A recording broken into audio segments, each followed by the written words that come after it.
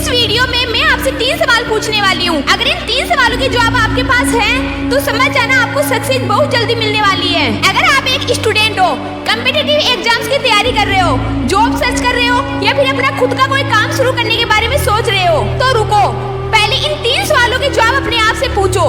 ये ऐसे सवाल है जिनका जवाब आपके पास ही है। आपके अलावा इन सवालों के जवाब और कोई नहीं जानता। सवाल पूछने से पहले मैं आपको एक छोटी सी कहानी सुनाती हूँ।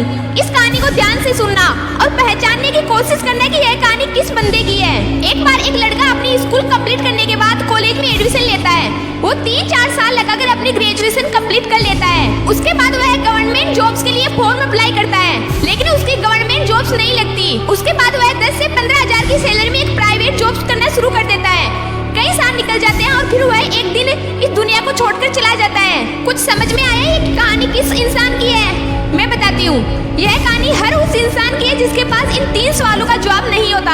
अगर आप चाहते हो कि आपकी कहानी ऐसी ना हो, तो फिर इन 3 सवालों का जवाब अपने आप से जरूर पूछना। सबसे पहला सवाल, कौन है आप और कौन जानता है आपको? Who are you? अपनी कहानी को इंटरेस्टिंग बनाने के लिए आपको इस दुनिया को बताना पड़ेगा कि आप कौन है, और उसके लिए आपको कुछ ऐसा करना पड़ेगा जो लाखों में कोई एक करता है। याद रखना, हर ताज के लिए सर होता है, लेकिन हर सर के लिए ताज नहीं होता। उस ताज के लिए पहले आपको राजा की तरह बनना पड़ेगा। ये दुनिया राजा को जानती है, प्रजा को नहीं। और राजा की तरह जिंदगी जीने के लिए, अपनी एक पहचान बनाने के लिए, अपनी एक कहानी बनाने के लिए आपको दूसरे सवाल का जवाब खुद से पूछना पड़ेगा। आप क्या बनना चाहते हो? आपकी सबसे बड़ी प्रॉब्लम्स पता है क्या है?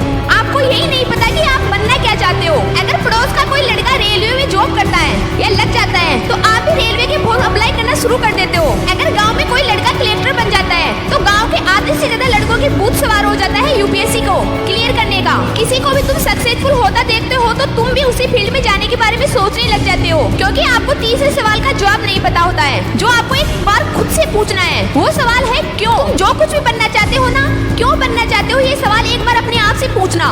अगर तुम डॉक्टर बनना चाहते हो, तो क्यों बनना चाहते हो? इसलिए तो नहीं कि पड़ोसी डॉक्टर बन गया तो मैं भी बन जाऊंगा। जब सचिन तेंदुलकर ने क्रिकेट की दुनिया में एंट्री ली थी, उससे पहले लता मंगेशकर की आवाज हिंदुस्तान में गूंजने लगी थी। अगर उस समय सचिन तेंदुलकर ये सोचते कि मैं भी एक सिंगर बन जाता हूँ, तो सोचो आज वो कहाँ होते। एक बार पूछो अपने आप से। इम्पोर्टेंट ये नहीं है कि तुम बनना क्या चाहते हो, इम्पोर्टेंट ये है कि तुम जो कुछ भी बनना चाहते हो ना, क्यों बनना चाहते हो, उस एक वजह को ढूंढो। ये 3 सवाल रोज अपने आप से पूछना कि आप कौन हो, क्या बनना चाहते हो और क्यों बनना चाहते हो, और पूरी जान लगा दो उस काम को करने में। यकीन मानो आपकी सफलता की सीढ़ियां अपने आप बनती चली जाएगी। अगर वीडियो अच्छी लगी तो इसे लाइक करना, शेयर करना। अगर एमके स्टार चैनल को आपने अभी तक सब्सक्राइब नहीं किया है, तो इसे जरूर सब्सक्राइब कर लेना। फिर मिलेंगे नेक्स्ट वीडियो में एक नए मोटिवेशन के साथ। जय हिंद, जय भारत।